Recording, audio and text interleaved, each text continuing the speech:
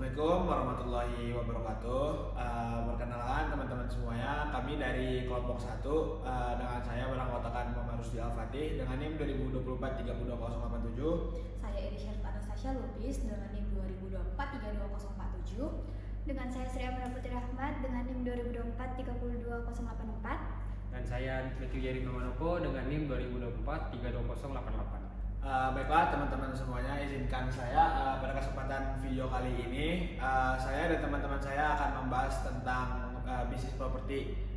Jadi di bisnis properti kami menamakannya itu FEMS, yang mana di situ artinya adalah Future Estate Marketing and Management Solution.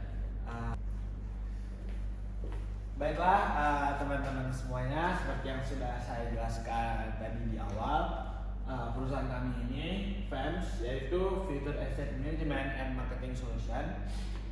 Dari segi namanya itu sudah jelas banget, itu adalah bisnis yang bergerak di bidang properti dengan tujuan kami untuk memudahkan klien mencari properti yang sesuai baik secara budget ataupun secara desain yang mereka inginkan.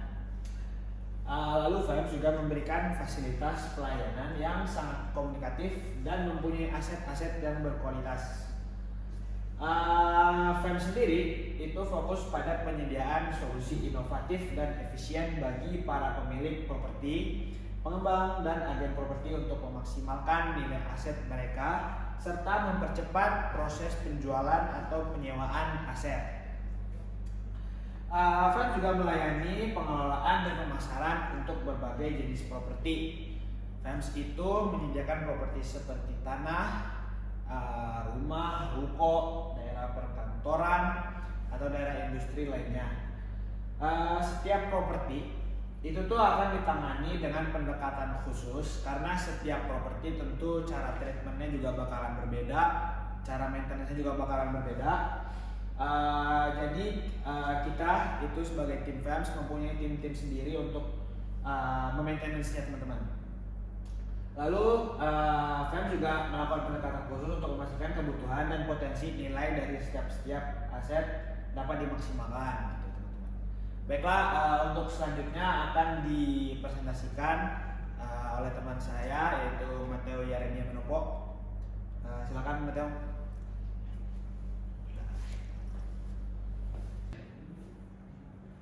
Baik, terima kasih Fatih.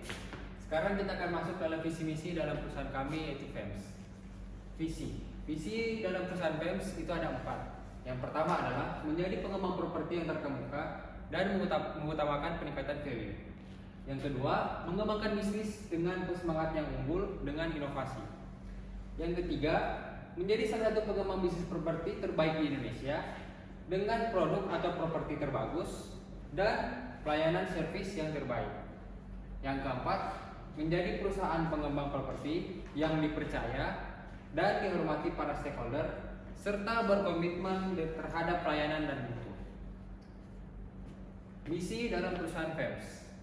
Yang pertama, menjadi yang terdepan dalam bisnis properti dengan menjadi yang paling unggul, profesional, dan menguntungkan, serta memberikan pilihan pertama bagi konsumen dan menjadi tempat kerja yang menarik bagi karyawan. Yang kedua, memposisikan perusahaan menjadi pengembang properti yang mengutamakan pelayanan prima dan produk inovasi sesuai kebutuhan konsumen, serta memaksimalkan potensi setiap properti yang dikembangkan. Yang ketiga, memberikan solusi properti bagi masyarakat dengan menjunjung tinggi kualitas produk sesuai kontrak, serta mengutamakan komitmen terhadap pelanggan. Itu adalah visi misi dari perusahaan FEMS kami. Untuk selanjutnya akan dijelaskan oleh Fatih. Terima kasih. Oke, terima kasih untuk Matthew atas penjelasan visi dan misinya.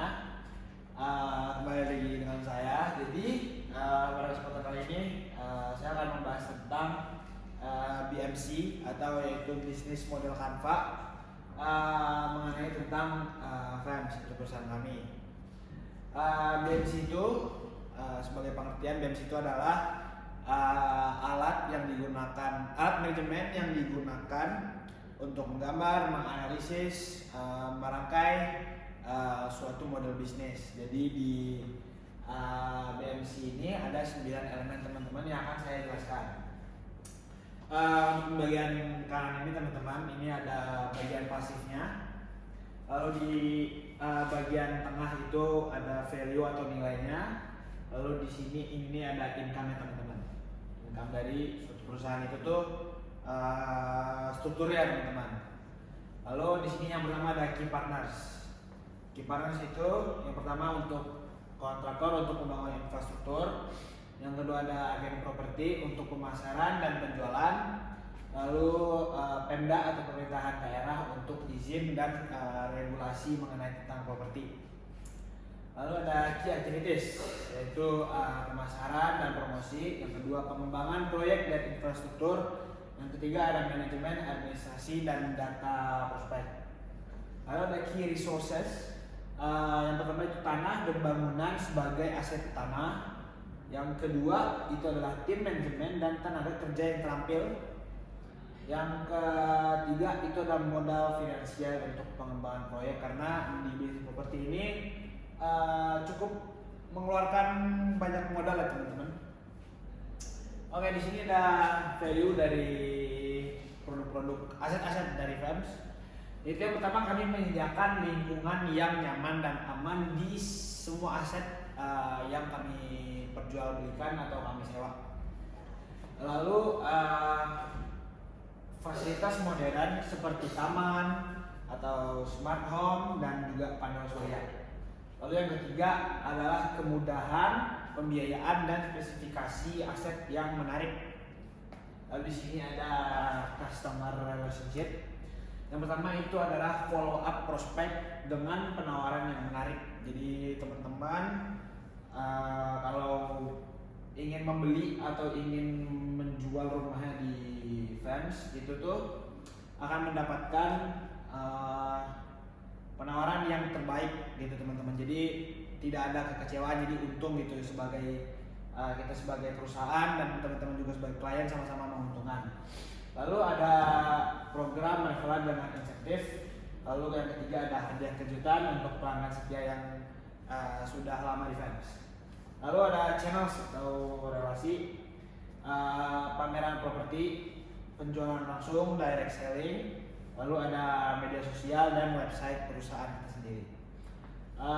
Yang di ujung kanan yaitu ada customer segments. Untuk aset kelas bawah itu rumah sederhana ya teman-teman. Kisaran harga itu 60 sampai 200 juta. Lalu ada kelas menengah, real estate atau cluster ya. Itu tuh di range harga dari 300 sampai 600 juta. Lalu yang paling tingginya teman-teman itu real estate untuk rumah mewah, untuk aset mewah, harganya itu up to 600 juta.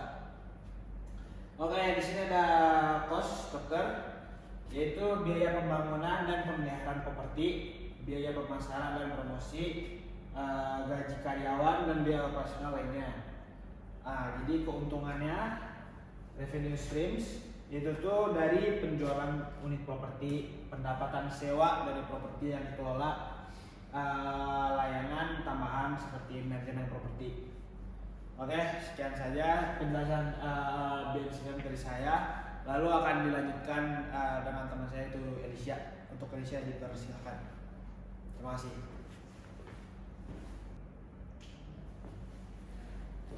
Oke, terima kasih untuk teman saya yang tadi sudah menjelaskan.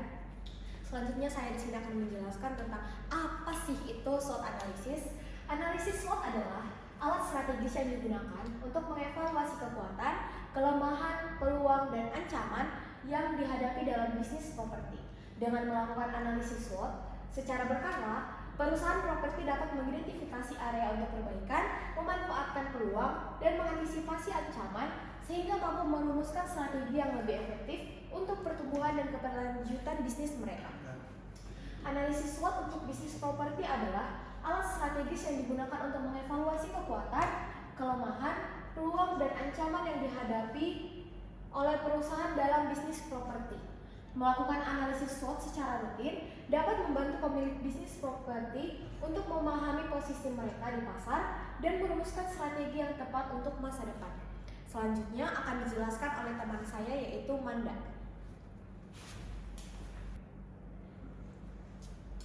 Oke, selanjutnya adalah SWOT analysis mengenai perusahaan kami. Yang pertama adalah strength atau kekuatan. Yang pertama adalah pengetahuan pasar. Makelar properti sering memiliki pengetahuan mendalam tentang pasar lokal, termasuk harga pasar, area perkembangan, dan tren properti. Yang kedua adalah jaringan luas. Makelar biasanya memiliki koneksi kuat dengan pembeli potensial, penjual, pemilik properti, dan bank sehingga memudahkan proses jual beli. Yang ketiga adalah kemampuan negosiasi. Dengan pengalaman dan keterampilan negosiasi, makelar dapat membantu klien mendapatkan penawaran yang terbaik. Yang keempat adalah layanan tambahan. Makelar sering menawarkan layanan tambahan seperti bantuan hukum, analisis properti, dan penilaian nilai properti yang memberikan nilai lebih bagi klien. SWOT yang kedua adalah weakness. Ketergantungan pada komisi. Pendapatan makelar bergantung pada komisi yang diterima dari setiap transaksi yang bisa tidak stabil jika volume penjualan turun. Yang kedua, ketergantungan pada pasar properti, yaitu jika pasar properti sedang lesu atau mengalami penurunan, maka pendapatan makelar juga akan berdampak. Yang ketiga adalah biaya operasional yang tinggi. Beberapa layanan membutuhkan biaya operasional yang tinggi, seperti iklan dan pemasaran untuk menjangkau klien potensial. Yang keempat, persaingan perusahaan yang tinggi. Banyaknya makelar di industri properti menciptakan perusahaan persaingan ketat yang mempengaruhi harga komisi dan loyalitas klien. Yang ketiga, opportunities. Yang pertama, tren digitalisasi. Penggunaan platform digital dan media sosial sebagai alat pemasaran membuka peluang besar untuk menjangkau lebih banyak klien. Yang kedua, permintaan properti baru. Pertumbuhan kota dan peningkatan jumlah penduduk mendorong permintaan properti baik residensial maupun komersial. Yang ketiga, perkembangan infrastruktur. Pembangunan infrastruktur baru sering meningkatkan minat pada properti di sekitarnya, menciptakan peluang bagi makelar untuk meningkatkan penjualan. Yang keempat, tren green property. Properti ramah lingkungan semakin diminati oleh masyarakat, memberikan peluang untuk memkhususkan diri di segmen ini. Yang keempat, trends fluktuasi. Yang pertama, fluktuasi ekonomi. Kondisi ekonomi yang tidak stabil dapat mengurangi minat masyarakat untuk membeli atau berinvestasi dalam properti. Yang kedua, perubahan regulasi kebijakan pemerintah yang baru seperti kenaikan pajak properti atau pembatasan kepemilikan asing dapat mempengaruhi permintaan pasar. Yang ketiga, kemunculan platform properti online. Platform digital yang memungkinkan transaksi tanpa makelar bisa mengurangi peran dan relevansi makelar tradisional. Yang keempat, krisis ketersediaan properti. Terbatasnya pasokan properti di area tertentu dapat membatasi peluang penjualan dan pemasaran perusahaan kami. Demikian. Oke, baiklah teman-teman semuanya. Terima kasih untuk Mata, terima kasih untuk Manda, terima kasih untuk Lisha untuk penjelasannya yang sangat bagus. Dan untuk Pervimasa, semoga di hari kami berempat itu ya Pak ya. Ya. Semoga Semoga, Pak. Ya, Pak, amin, penutup Pak. dari kami itu kami Penutup mau dari joget. Berbahasa Gatot ya. Wait. Weh. Oke, Pak, terima kasih.